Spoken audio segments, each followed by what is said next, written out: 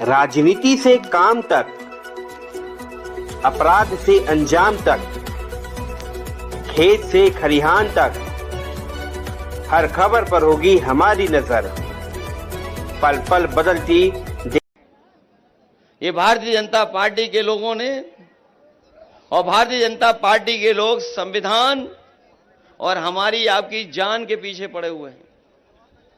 एक तो ये संविधान बदलना चाहते हैं और दूसरा वो कोविड वाली बात आपके सामने आ गई होगी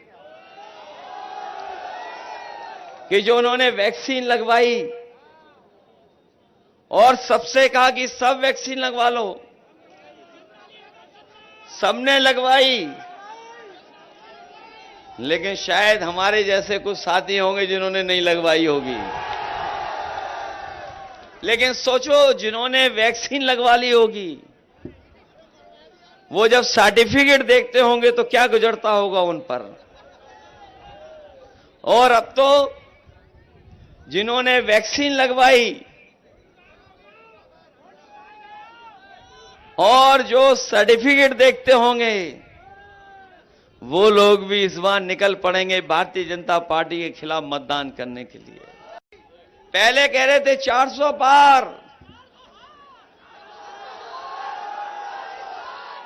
अब हार रहे हैं 400 हार।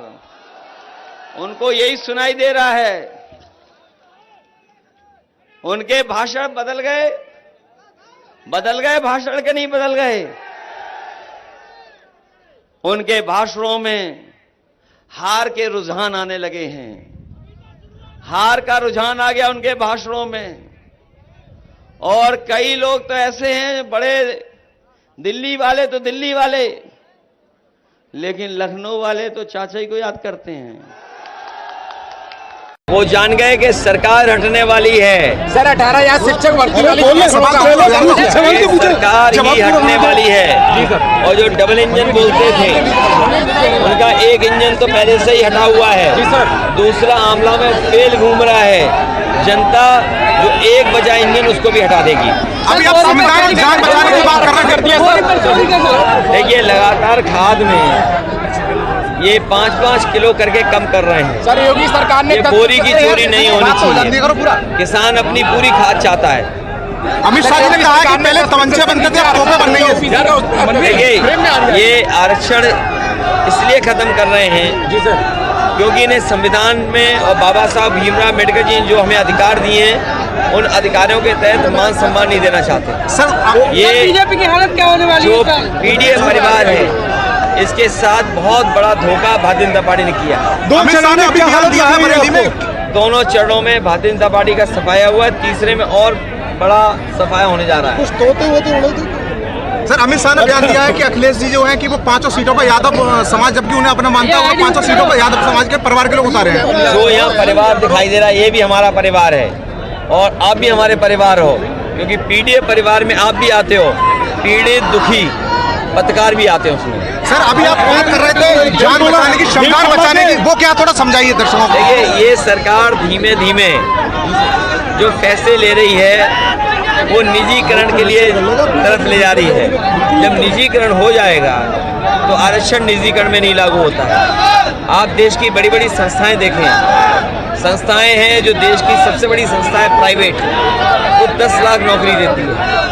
उसके बाद जो संस्था है वो 6 लाख नौकरी देती है, 2 लाख नौकरी देती है। आउटसोर्स का जमाना ले आए ये बीजेपी वाले, अग्निवीर जैसी व्यवस्था ले आए। तो बताओ, संविधान में दिया हुआ अधिकार छिन रहा है कि नहीं छिन रहा है? ये कोई चुनाव सामान्य चुनाव नहीं है।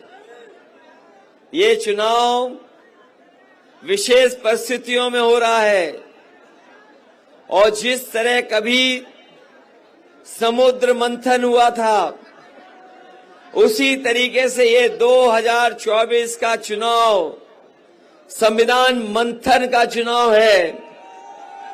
एक तरफ तो वो लोग हैं जो संविधान को हटाना चाहते हैं, संविधान के भक्षक लोग हैं, और यहां जो मैदान में दिखाई दे रहे हैं वो तमाम वो लोग हैं जो संविधान की रक्षा कर करके संविधान को बचाना चाहते हैं। इसलिए आप लोगों से हम सहयोग और मदद मांगने आए हैं। सहयोग और मदद मांगने आए हैं। ये चुनाव केवल हमारा आपका नहीं है। ये चुनाव हमारे आपके आने वाली पीढ़ी के भविष्य का चुनाव भी है। ये लोग आ गए तो संविधान को खत्म कर देंगे। बताओ, संविधान और जान के पीछे पड़े हैं कि नहीं पड़े ये लोग? हमारे किसान भाई और उनके परिवार के सदस्य बैठे हैं, यहां खड़े हैं। बताओ, किसी किसान की आय दोगुनी हो गई हो और महंगाई लगातार बढ़ती चली जा रही है, लागत बढ़ रही है और जो कीमत मिलनी चाहिए हमारे किसान को वो ये सरकार नहीं दे पा रही।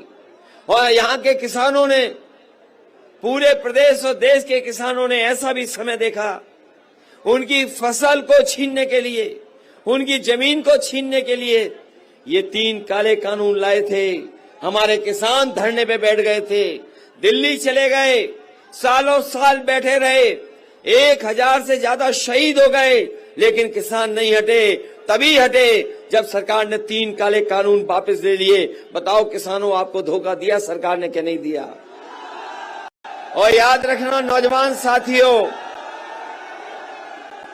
ये आपकी नौकरी नहीं छीने हैं, आपका 1/3 जीवन इन्होंने बर्बाद किया है।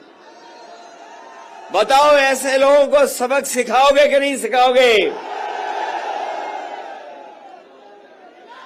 और मैंने तो कई बार वो गणित समझाया है नौजवानों को और सभाओं में जाकर के। अगर उत्तर प्रदेश के 60 लाख बच्चों का भविष्य इस सरकार ने अंधकार में डाला है, तो अगर केवल उनके माँ बाप का हिसाब लगा लें और एक परिवार के अगर 3 सदस्य इस सरकार से नाराज हैं, तो अभी तक जो परीक्षाओं के पेपर लीक हुए हैं, ऐसे 60 लाख बच्चे हैं जो प्रभावित हुए हैं। और ये 60 लाख बच्चों के अगर परिवार के सदस्यों को जोड़ दें, केवल माँ बाप को, तो 3 का गुणा हम 60 लाख से कर दें तो 1,80,00,000 बनता है। और यही 1,80,00,000 अगर हम भाग दे दें 80 लोकसभाओं से, तो ये 2,25,000 वोट बनता है। बताओ, भारतीय जनता पार्टी के पास ये 2,25,000 वोट मनाने के लिए कौन सा हिसाब किताब है? हमारे फौजी भाई खड़े हुए जानते होंगे और ये नौजवान जानते होंगे कि फौज की भर्ती जो होती थी वो पक्की नौकरी होती थी। पूरे जीवन भर वर्दी पहनने का मौका मिलता था। जो जवान जिस गांव में, जिस परिवार का फौज में चला जाता था, उस परिवार का आर्थिक, सामाजिक स्तर बढ़ जाता था। लोग सम्मान की दृष्टि से देखते थे। वो नौकरी जो मिलती थी वो वर्दी पहन करके सम्मान लगता था। सीमा की रक्षा के लिए एक एक नौजवान महीनों तैयारी करता था, सालों तैयार करता था। लेकिन इस सरकार ने जो व्यवस्था लागू की है, आधी अधूरी नौकरी 4 साल की, हम अपने नौजवानों को कहना चाहते हैं कि हम कभी स्वीकार नहीं करेंगे। ये अग्निवीर वाली नौकरी, 4 साल की आधी अधूरी नौकरी, जब भी समाजवादी पार्टी और गठबंधन सत्ता में आएगा, इस अग्निवीर व्यवस्था को खत्म कर करके पहली जैसी भर्ती करने का काम ये इंडिया गठबंधन करेगा। एक बार ये आरोप लगा रहे थे सदन में कि 46 में 56 एसडीएम यादव हो गए।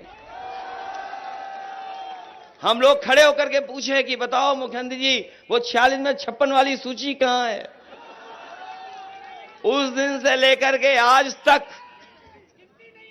बताओ वो सूची क्या जारी की इन्होंने? क्या जारी कर पाए वो लोग? जो लोग ये नारा दे रहे हैं विकसित भारत बनेगा, हमारा देश विश्व गुरु बनेगा, हम बीजेपी के लोगों से कहना चाहते हैं, जिस दिन हमारे किसानों को जो कानूनी अधिकार है एमएसपी का, जिस दिन सरकार दे देगी, उसी दिन हमारा किसान तो खुशहाल होगा ही होगा, हमारा देश भी विकसित देश बनने की राह पे चल देगा।